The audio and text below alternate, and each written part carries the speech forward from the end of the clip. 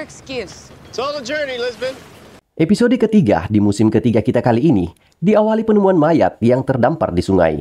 Sementara agen Lisbon telah tiba di TKP, agen Ringsby baru saja datang dengan alasan macet. Bad traffic on the 50. Looks like the coroner's finishing up. Talk to him, see what he's got. Dan agen Lisbon meminta kepada agen Ringsby untuk berbicara pada forensik untuk tahu kondisi mayat. Namun agen Van Pelt melihat bekas lipstick di pipi Ringsby, membuat Ringsby panik. Lipstick on you. What? Hope she gave your breakfast forensics ate all the bagels. Begitu juga dengan Patrick yang baru saja datang. Dan dari agen Lisbon diketahui, korban ditemukan seorang pelari pagi dan korban tidak memiliki identitas. Hanya tato korban yang menjadi petunjuk sementara. Agen Ringsby yang telah mendapatkan informasi dari forensik menjelaskan bahwa korban meninggal akibat dicekik dan dibuang ke sungai. Namun forensik menemukan bekas perlawanan korban, yaitu korban memiliki jaringan kulit pelaku di bawah kukunya. Namun tidak ada indikasi kekerasan seksual. Patrick yang melihat dan memperhatikan korban meminta pada agen Lisbon untuk memeriksa antara jari kaki korban. Why? Because I don't really want to. Dan Lisbon menemukan bekas suntikan. Dan itu bertanda bahwa korban seorang pecandu narkoba. Diketahui, Patrick mengetahui itu karena melihat korban yang melakukan manikur tanpa melakukan pedikur. Ya, itu karena korban tidak ingin orang lain melihat kakinya. Oleh karena itu, agen Lisbon menginginkan agar tim mencari tahu identitas korban di pusat rehab. Yeah. Di saat yang sama, Patrick menerima telepon dari agen Finn dan dia dari divisi orang hilang yang menemukan petunjuk bahwa seseorang mendengar dari program Cenayang di radio bahwa dia yakin suara pembawa acara itu adalah Christina. Dan agen Finn ingin Patrick mendengar rekaman itu untuk memastikan apakah benar itu Christina. And wants her daughter to know how proud of her she is. Setelah Patrick mendengar, dia yakin bahwa itu Christina dan info bahwa lokasi sinyal berasal dari rumah di Jalan Delmore. Dan tim divisi segera menuju lokasi. Singkat cerita, Patrick juga menuju lokasi dan Patrick langsung melihat, memeriksa, dan menemukan gambar smile dan sebuah boneka. Dan Patrick yakin ini memiliki arti. Dan inilah The Mentalist.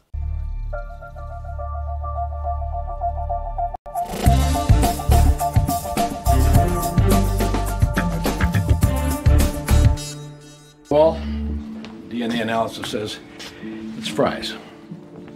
Dan diketahui gambar di dinding digambar menggunakan darah Christina.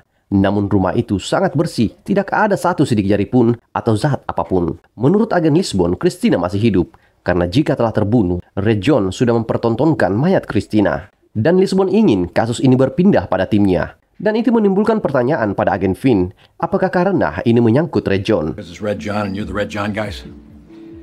I read his file too.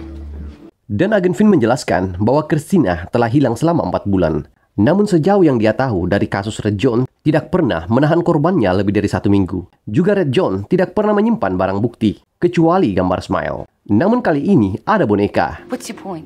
Well, who knows if Red John had anything to do with this? Dan Lisbon ingin tahu maksud dari agen Finn. Dan dari agen Finn menganggap, sejauh ini yang dia tahu adalah Christina sendiri yang membuat gambar itu.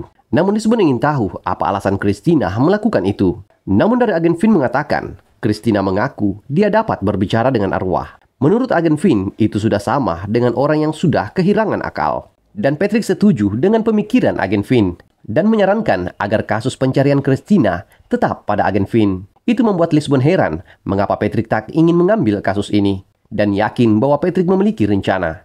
Dan Lisbon ingin tahu apa rencana Patrick. Don't let Christina make a call that can be traced. He's playing a game. Dan dari Patrick mengatakan, Red John mengizinkan Christina untuk membuat panggilan agar dapat dilacak. Dan itu adalah tanda bahwa Red John ingin menjalankan permainan. Dan Lisbon ingin tahu permainan dengan siapa. Dan dari tatapan Patrick menjelaskan bahwa Red John sedang menantang Patrick agar menangkapnya. See you later. Sementara itu, agen Van Pelt terus mengganggu Ringsby yang diyakini kini Ringsby sedang menjalani hubungan. Di saat yang sama, agen Lisbon ingin tahu info terbaru dari korban mereka. Dan dari agen Cho diketahui, korban bernama Celia dan pernah ditahan atas kepemilikan narkoba namun tidak memiliki keluarga. Anything on the girl in the river? Name Celia Jovanovic. Some convictions for narcotics possession. Dan dari agen Van Pelt diketahui, tato korban itu adalah lambang dari anggota visualis. Dan karena itu, kini tim harus kembali berhadapan dengan Brett Styles. Brett Styles. Dan agen Lisbo dan Patrick segera menuju ke pusat visualis. Namun tim telah ditunggu dengan 3 orang yang sebagai pelindung hukum untuk visualis. Dan dia adalah Steve, seorang guru dan pembicara Brad. Dan Vander, seorang kepala keamanan yang diketahui dia sebagai seorang yang sangat pro di bidangnya. That's a whole lot of cop for a self-help group. Dan juga Cole, seorang pengacara untuk anggota visualis. Tim yang ingin bertemu Brad, namun pengakuan Steve, Brad sedang sibuk. Sehingga merekalah yang akan menemani tim untuk mencari informasi. Shall we? Yes, we should. Lead the way. Dan tim diperlihatkan video pengakuan Celia yang mengaku sudah sangat membaik setelah bergabung dengan visualis. No future, no hope. Diketahui dari Vander, Celia ditemukan di jalan oleh orang rehab. Namun Celia 3 kali ingin diskon nyawa. Namun di tangan visualis, Celia membaik. When I began to visualize. Namun dari penilaian Patrick, Celia hanya lebih mahir berdandan. Dan pernyataan itu dianggap merendahkan visualis oleh sang pengacara. Namun Patrick menanyakan, apakah Mr. Coles anggota visualis? Namun pengakuan Mr. Coles, dia bukan anggota visualis. Itu membuat Patrick heran jika Brad memperkerjakan pengacara yang bukan dari anggotanya. Namun Lisbon ingin tahu kegiatan Celia di visualis. Rupanya Celia sebagai seksi keamanan. Dan Lisbon ingin tahu alamat rumahnya. Akan tetapi, dari Vander diketahui, Celia tinggal di gedung ini. Itu berarti teman-teman Celia hanyalah anggota visualis. Yang jika tim ingin berbicara pada teman Celia, tim harus didampingi pengacara visualis. Juga diketahui, Celia memiliki tunangan, yang juga anggota visualis. Dan di saat tak ada yang memperhatikan Patrick, Patrick menyelinap untuk mencari Brad. Dan dari salah satu anggota visualis, Patrick berhasil bertemu Brad. Please don't go in there, sir. Excuse me, Brett. I have a question. Patrick? Yeah. How nice to see you. Setelah itu, Patrick berbicara dengan Brad. Dan Patrick ingin tahu kapan terakhir kali Brad melihat Celia. Dan dari Brad diketahui bahwa itu seminggu yang lalu. Juga Patrick ingin tahu kapan Brad tahu jika Celia telah terbunuh. Dan dari Brad diketahui bahwa itu saat Celia berhasil diidentifikasi. Karena banyak anggota polisi yang menjadi anggota visualis. Dan Patrick ingin tahu teori kematian Celia pada Brad. Namun ini kata Brad. Gurus must always speak the truth. Or nothing. Dan Patrick menanyakan mengapa ekspresi Brad saat melihat dia menunjukkan ekspresi kaget. Dan dari Brad diketahui ekspresi itu muncul karena dia takut Patrick datang untuk pertanyaan tentang Christina. Dengan mengatakan Red John menculik Christina. Dan itu sangat mengerikan. Brad berpendapat awalnya istri dan anak Patrick. Dan kini Christina. Dan itu tampak seperti Red John merampas semua orang yang berharga untuk Patrick. Dan kini Patrick ingin tahu apa yang Brad tahu tentang Christina dan Red John. Patrick, I like you. I like your vim. And Red John, he seems to be a perfectly unpleasant sort of fellow. If I knew how to get you even half a step closer to him, I would cross desert waste to tell you. But I don't know. Namun pernyataan Brad sungguh mengguncang Patrick, yaitu Brad sangat menyukai Patrick karena semangat Patrick. Dan Red John seorang yang sepertinya kurang menyenangkan. Dan jika dia tahu bahwa Patrick bisa mendekati Red John selangkah saja, Brad akan rela menyeberangi gunung untuk mengatakan apa yang dia tahu tentang Red John. Tapi sayangnya, dia tidak tahu. Dan ini adalah pernyataan yang sangat metafora. Apakah benar Brad tidak tahu apa-apa? Atau karena Patrick dianggap tidak akan dapat menyaingi Red John? Di saat yang sama, pengawal Brad telah datang. Dan itu menyudahi pembicaraan mereka. Yang meninggalkan Patrick dengan emosinya. Dan scene berpindah pada tim yang mencari tahu informasi dari para anggota visualis. Namun tim dikagetkan dengan betapa setianya para anggota visualis. Dan malah tim yang tak henti-hentinya diajak untuk masuk visualis. Sit down. Namun agen Rinsby yang mencari info pada tunangan Celia dikejutkan dengan munculnya pengacara visualis yang untuk mendampinginya. Cole's David's attorney? Wow, you guys are organized. Dan di dalam pertanyaan, diketahui Celia dan Heren adalah tunangan yang dijodohkan oleh pimpinan visualis. Perlu diketahui bahwa visualis dikenal sebagai aliran yang mencuci otak setiap anggotanya. Dan itu alasan tidak ada petunjuk apapun dari para anggota visualis. This is Celia's room.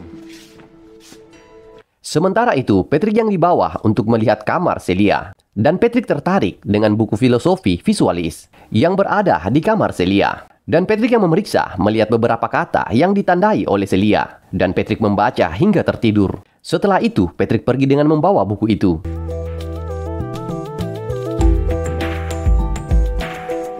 Namun Patrick yang menghampiri mobilnya menemukan sebuah kue yang berisi sebuah pesan yang bertuliskan, "Seorang teman dalam bahaya dan butuh bantuanmu." Namun Patrick tak tahu siapa yang memberikan itu padanya. Cooking's just a hobby. His family's loaded. Old lumber money. Di kantor CBI, tim memeriksa data tentang tunangan Celia dan diketahui Heron adalah seorang anak jutawan yang akan menerima warisan uang senilai $10 juta saat nanti umurnya telah mencapai 27 tahun. Dan tim berpendapat, itulah alasan visualis ingin menikahkan Celia dengan Heron karena Celia sudah menjadi bagian dari visualis. Dan itu tentu akan membuat visualis kebagian harta. Namun itu tidak dapat menjadikan motif pembunuhan Celia. Dan malah dengan kematian Celia, visualis kehilangan keuntungan. Di saat yang sama, Patrick datang dan memberikan buku Celia pada tim. Juga menyampaikan bahwa Celia bermasalah dengan filosofi visualis. Dan Patrick meyakini bahwa Celia telah berbicara dengan seseorang yang di luar visualis. Dan dari agen Van Pelt diketahui, Celia memiliki teman yang telah keluar dari visualis yang bernama Lucy. Dan tim segera menemui Lucy. Di perbincangan itu, diketahui Lucy sangat sulit untuk dapat keluar dari visualis. Dan sampai kini, dia merasa masih diawasi. Visualize doesn't like when people leave the hive.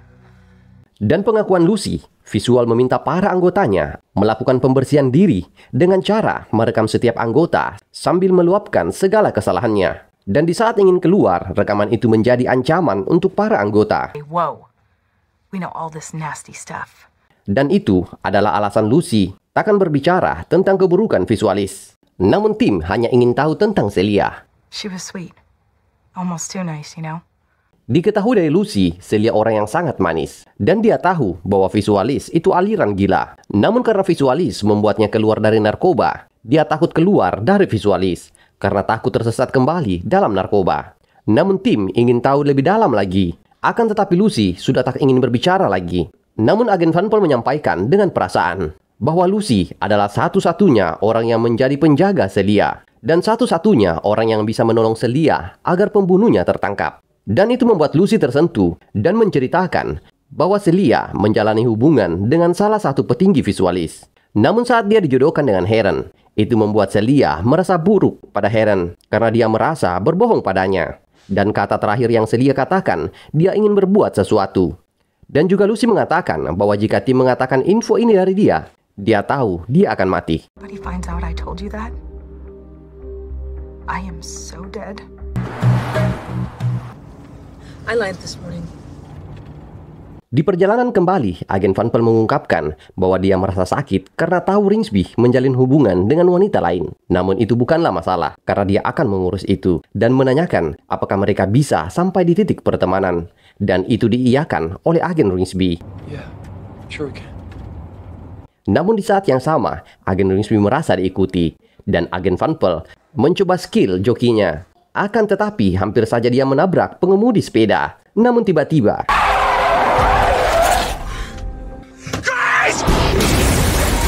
untung saja tim tidak mendapatkan luka yang serius. Dan agen Ringsby ingin memeriksa siapa yang mengikutinya. Rupanya yang mengikuti tim adalah agen FBI.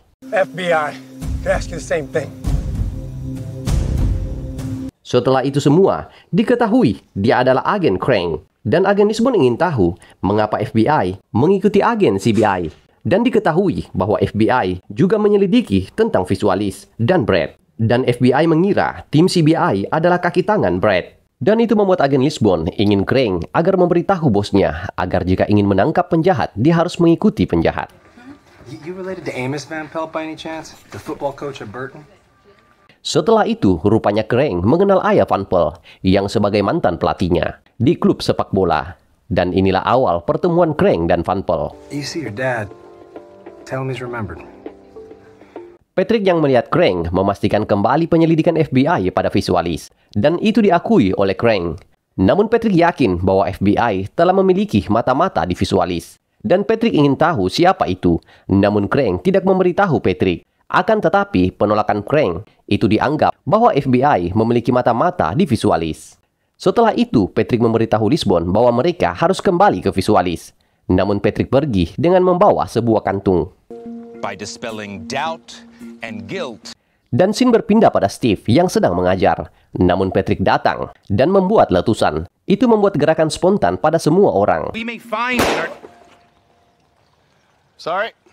Dan Patrick langsung menebak bahwa Steve adalah mata-mata FBI. Dan Patrick tahu itu dari gerakan spontan Steve, yang saat mendengar letusan, dia berpose mengambil senjata. Dan itu diklaim sebagai refleks spontan seorang agen. Dan karena itu, Steve memubarkan muridnya dan ingin tahu apa mau Patrick. Karena bisa saja penyamarannya terbongkar yang telah dia bangun 3 tahun. Namun Patrick menjelaskan bahwa jika dia tahu, maka Brad juga pasti sudah tahu. Dan Patrick menebak bahwa Steve tidak pernah mendapatkan informasi yang penting. Dan itu diakui oleh Steve. Dan itu membuat Patrick yakin bahwa Brad sebenarnya sudah tahu. Hanya saja masih memerlukan Steve agar memberikan informasi yang salah pada FBI. Karena itu Patrick meminta bantuan Steve agar membantunya melihat video Celia. Namun Steve mengatakan ruangan video itu penuh dengan kamera. Dan jika Patrick masuk, itu segera diketahui. Namun Patrick mengungkapkan bahwa itulah alasannya. Dan karena itu, Steve membantu Patrick. Di waktu yang sama, Lisbon meminta secara sah untuk melihat video. Namun itu ditolak oleh Brad. Dengan alasan itu adalah data pribadi para anggota. Dan tidak akan ditunjukkan pada siapapun. Namun tim keamanan Brad menemukan Patrick sedang melihat video. Dan itu membuat Brad sangat marah. Dan menahan Patrick dan Lisbon di sebuah ruangan. Dan Lisbon yakin bahwa kini Brad sedang menelpon para petinggi agar Lisbon dan Patrick dipecat.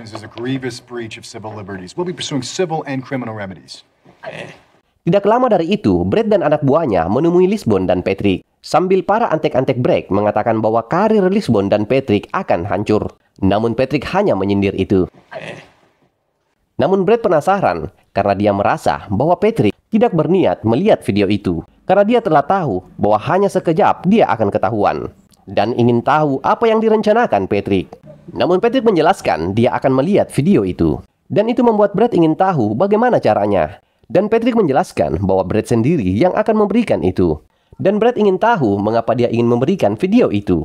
Dan karena itu Patrick memanggil Brad agar berbicara empat mata. Dan Patrick menjelaskan bahwa Celia dibunuh oleh kekasih gelapnya. Dan pria itu adalah petinggi di gereja Brad. Dan Patrick yakin nama sang pembunuh disebut dalam video itu. Dan itu membuat Brad sangat tertarik jika itu memang benar. Dan Patrick menjelaskan bahwa dia hanya ingin mengatakan meminta video. Dan Brad menyetujui itu. Dan Patrick yakin sang pembunuh akan muncul dengan sendirinya. Dan akan menjadi orang yang menentang keputusan itu. Namun Brad mengatakan bagaimana jika dia sang pembunuh itu. Namun Patrick meyakini bahwa Brad tidak dapat membunuh Lala. Dan karena itu Brad mau mengikuti rencana Patrick. Dan mengumumkan bahwa Patrick telah menjelaskan dengan sangat baik. Dan dia setuju akan memberikan video itu pada CBI. Dan itu membuat sang pengacara tegas menolak. Dan Lisbon menjelaskan bahwa di kuku Celia terdapat DNA pelaku. Hanya saja memerlukan waktu untuk itu. Dan Lisbon ingin mencocokkan itu dengan sang pengacara. Namun Patrick mengatakan itu tidak perlu.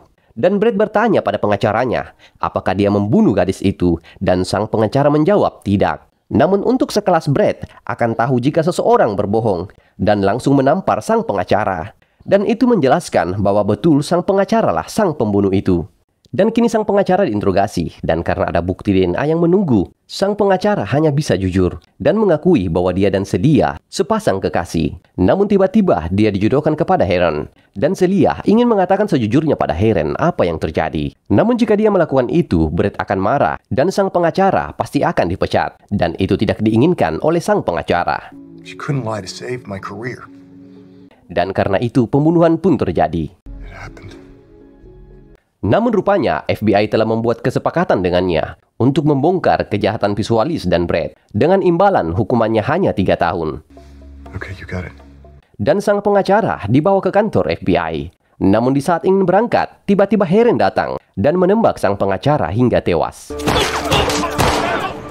Dan kini Heron diinterogasi dan dia mengaku dia sendiri yang memiliki ide untuk itu. Dan dari senyum Heron menjelaskan bahwa dia tidak merasa menyesal.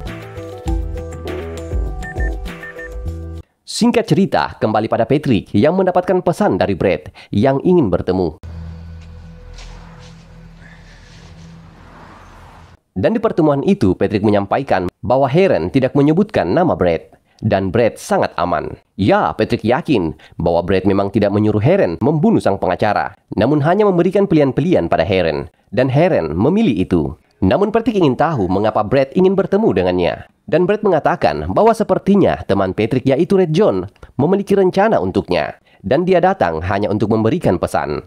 Dan Patrick ingin tahu bagaimana Brad bisa tahu bahwa Red John memiliki rencana untuknya. Dan Brad mengatakan dia tahu banyak tentang Red John lebih dari yang Patrick bayangkan. Dan Patrick melihat pesan itu, ternyata itu adalah sebuah alamat.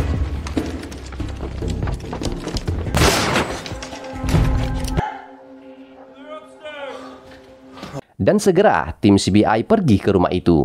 Dan tim menemukan Christina, namun ada yang aneh, karena Christina hanya diam mematung.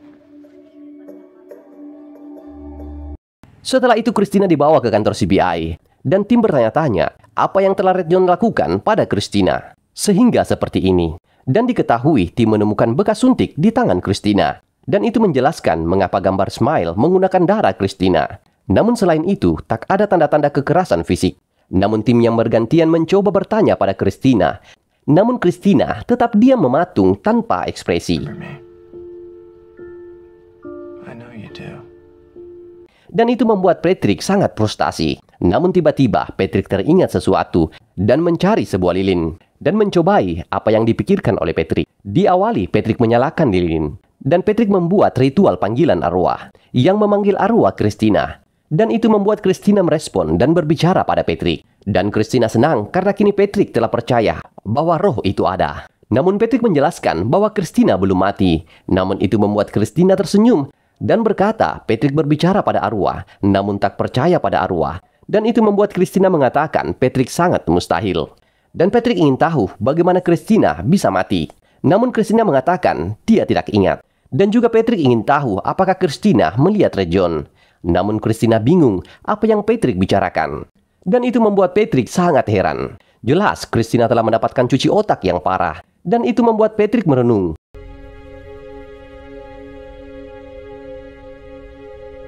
Dan itu membuat Patrick merenung dan dihampiri Lisbon, yang mengatakan bahwa Brad telah keluar negeri untuk membangun gerejanya yang bertempat di Jakarta. Di waktu yang sama, tim mendapatkan panggilan kasus, dan Lisbon bertanya apakah Patrick baik-baik saja. Dan Patrick menjawab, Let's go.